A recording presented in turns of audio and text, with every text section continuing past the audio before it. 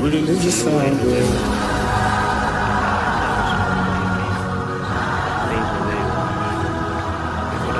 Really does it sound good?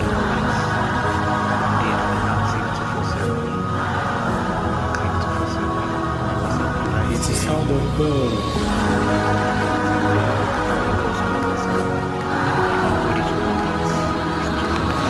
Really does it sound?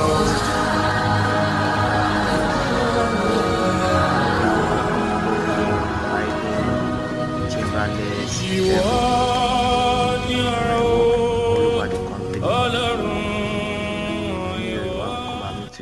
really does it sound good?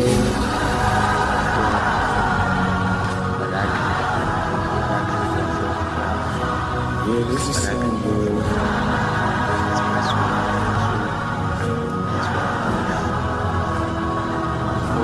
It's a sound of God.